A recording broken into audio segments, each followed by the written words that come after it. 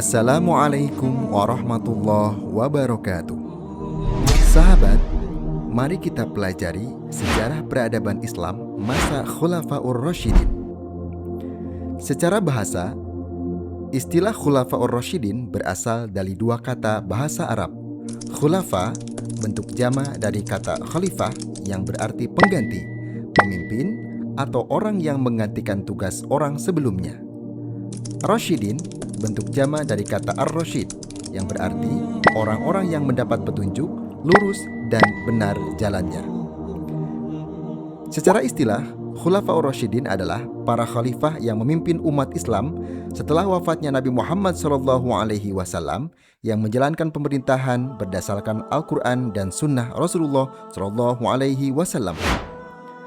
Masa Khulafaur Rasyidin berlangsung sejak wafatnya Nabi Muhammad SAW hingga berakhirnya kekhalifahan Ali bin Abi Thalib, yaitu pada tahun 11 Hijriah sampai 40 Hijriah atau 632 Masehi sampai 661 Masehi.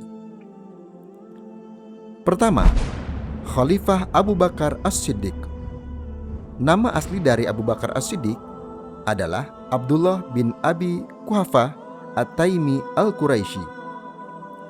Ayahnya bernama Abu Quhafah Utsman bin Amir bin Amr, sedangkan ibunya bernama Ummul Khair Salma binti Sakhr.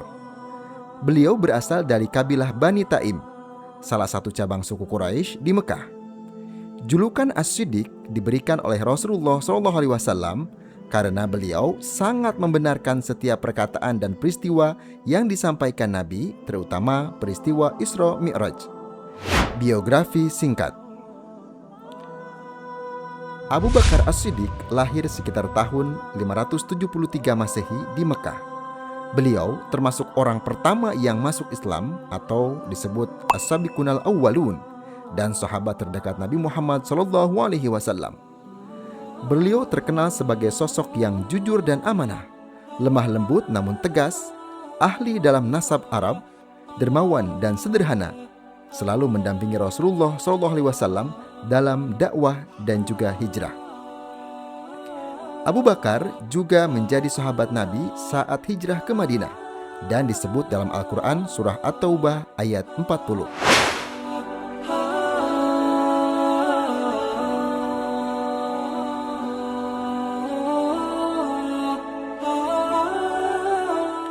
Tahun berkuasa. Abu Bakar menjadi khalifah pertama setelah wafatnya Nabi Muhammad SAW pada tahun 11 Hijriah atau 632 Masehi hingga 13 Hijriah atau 634 Masehi. Pengangkatannya dilakukan melalui musyawarah kaum Muhajirin dan Ansor di Saqifah Bani Sa'idah. Berikut peristiwa-peristiwa penting pada masa Abu Bakar. Perang Riddah atau perang melawan kaum murtad. Setelah wafatnya Rasulullah SAW, beberapa kabilah Arab keluar dari Islam dan menolak membayar zakat. Abu Bakar memerangi mereka demi menjaga persatuan umat Islam. Tokoh-tokoh yang diperangi antara lain Musailamah Al-Kadzab, Tulaihah Al-As'adi, Sajjah binti Al-Harith. Pengumpulan Mushaf Al-Quran. Banyak penghafal Al-Quran gugur dalam perang Yamamah. Atas usulan Umar bin Khattab, Abu Bakar memerintahkan Zaid bin Thabit mengumpulkan Al-Quran dalam satu mushaf. Peristiwa ini menjadi awal kodifikasi Al-Quran. Ekspansi wilayah Islam. Pada masa Abu Bakar dimulai pengiriman pasukan ke wilayah Irak dan Syam atau Suriah dan sekitarnya. Hal ini menjadi awal perkembangan besar peradaban Islam di luar Jazirah Arab. Pengaruh Abu Bakar terhadap peradaban Islam. Menjaga persatuan umat. Ketegasan Abu Bakar dalam menghadapi kaum murtad berhasil menjaga keutuhan negara Islam yang baru berdiri. Menyelamatkan keaslian Al-Quran. Kebijakan pengumpulan mushaf menjadi langkah penting dalam menjaga kemurnian Al-Quran hingga sekarang. Menjadi teladan kepemimpinan Islam.